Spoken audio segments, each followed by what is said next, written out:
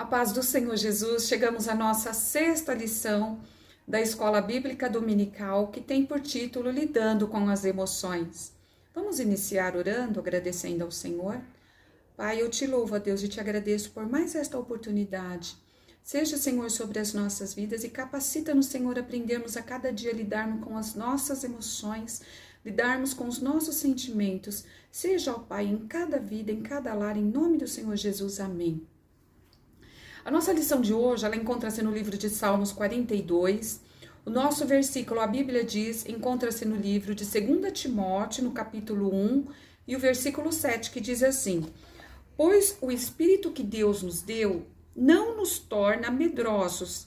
Pelo contrário, o Espírito nos enche de poder e de amor e nos torna prudentes. Então, essa lição de hoje é tudo isso que esse versículo diz, né? Que o Espírito Santo, ele nos capacita, ele nos dá força, ele nos enche de amor e nos ensina a ser prudente, a trabalharmos mesmo com as nossas emoções. E esse tema da lição que fala lidar com as emoções é uma fase que o adolescente de mudança, como a gente já aprendeu nas outras lições, onde já começa a ter as mudanças físicas, sentimentos, alterações de humor. E um dos sentimentos que o adolescente começa a enfrentar agora é a tristeza, que já começa a fazer parte, né, de toda essa mudança. E aqui dentro da palavra a gente vai aprender como lidar com isso, como vencer essas etapas que fazem parte da maturação da vida do adolescente. Vamos ao nosso primeiro tópico? A nossa primeira parte aqui do tópico da lição fala assim, cuidado com a tristeza. E geralmente o pré-adolescente, ele já começa a ter sentir os sentimentos de tristeza, de angústia, e fica com aquilo para si, não tem com quem falar, tem vergonha de falar esse tipo de sentimento que está começando a fazer parte da sua vida. E às vezes o medo de ser mal compreendido, a vergonha, né, de comentar essa particularidade, as dúvidas que levam a se fecharem no mundo de tristeza. Então a tristeza, essa melancolia e a depressão, elas são sentimentos mais elevados dos níveis de tristeza. Então você adolescente, você pré-adolescente que está entrando agora nessa fase, nessa nova, pode-se dizer, nesses sentimentos que antes eram desconhecidos e agora começa a fazer parte, saiba que você não está sozinho, existem milhões de adolescentes passando por isso. São ciclos da vida que vêm acontecer no percorrer da faixa etária, conforme vai vindo o amadurecimento, como diz lá em Romanos 8:20, né? 8:28, que fala que tudo coopera para o bem daqueles que amam ao Deus. Esse é um ciclo que você vai entender futuramente por que passar por isso. Para quando você chegar numa fase, que já tiver numa fase mais madura, você vai saber lidar, porque você já fez parte desse ciclo de amadurecimento. Até mesmo o salmista, nesse Salmo 42, um salmo maravilhoso, o salmista fala assim, ó: Por que estou tão triste? Por que estou tão aflito? O meu coração está profundamente abatido e por isso penso em Deus. Então o que acontece? Nesse momento de tristeza, de angústia que ele estava passando, ele não sabia o porquê, né? A resolução, esse sentimento que deixava a alma dele tão angustiada, que às vezes você também pode estar passando. E ele pensava, ele diz aqui, penso somente em Deus. Por quê? Porque a gente sabe que somente de Deus vem esse socorro, vem esse bálsamo, esse refrigério da nossa alma. Então, assim como o salmista passou por este momento, você também pode estar passando por esse momento de tristeza. E você pode perguntar assim, por que eu com tão pouca idade estou passando por isso? Mas saiba que tudo isso tem um propósito do Senhor. Então não se deixe a tristeza tomar conta do seu coração, não se deixe ficar abatido. Pense somente no Senhor Jesus. Quando esse sentimento vier tomar conta do seu coração, faça como o salmista, pensa no Senhor, entrega nas mãos do Senhor, e a gente sabe que dele vem a nossa provisão. Vamos agora à outra parte da lição? essa segunda parte da lição fala assim, ó, calma, isso é só um momento. Há momentos na vida as situações, né, que surgem na pré-adolescência, em que parece que não tem solução. E quanto mais você anseia para que algo aconteça, parece que o tempo demora demais, parece que nunca chega. Então, é natural empregarmos coisas que a gente acha que é benéfica para a vida da gente e a gente fica naquela ansiedade para que aconteça da forma que a gente programou. Então, é onde que muitas vezes mora o perigo, porque quando você espera que aconteça do seu favor e não dê certo, gera aquela expectativa dentro de você, porque você tem convicção de que aquilo vai acontecer. Então, a gente tem que aprender que nem tudo é do jeito que a gente imagina, nem tudo é do jeito que a gente programa. Tem que estar preparado.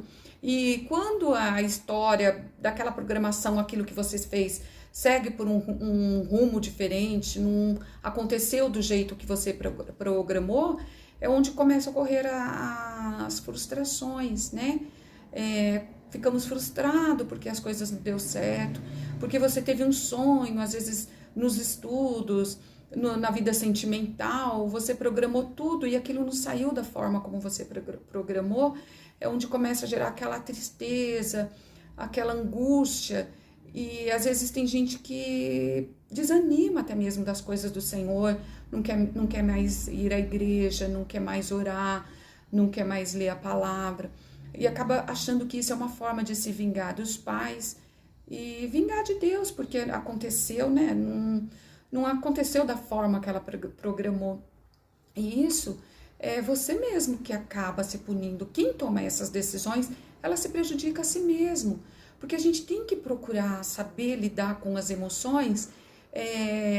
Isso que você está vivendo, essa tristeza, são fases, são coisas como a gente já falou, né, na parte anterior, são coisas para te tratar, para te amadurecer, para saber quando tiver uma pessoa adulta, saber enfrentar os problemas, né?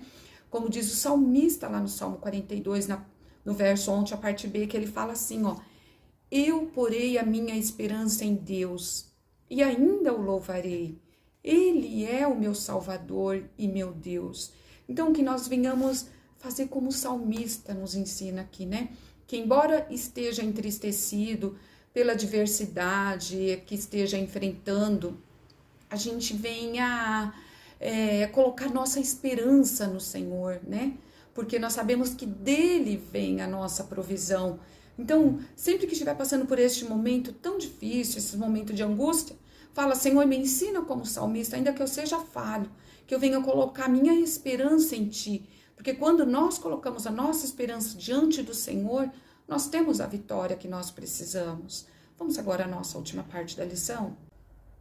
O nosso último tópico da lição fala controlando minhas emoções, pensando minhas atitudes. Então, o exemplo que cita aqui na lição é no livro de Juízes, no capítulo 14, verso 1 e 3, que conta que Sansão, ele tinha ido até, ele conheceu uma moça filisteia da cidade de Timina, e quando ele chegou em casa, ele pediu para o pai dele que fosse lá pedir a moça em casamento, porque era um costume da época que os pais, fazia tipo um acordo para que se casassem.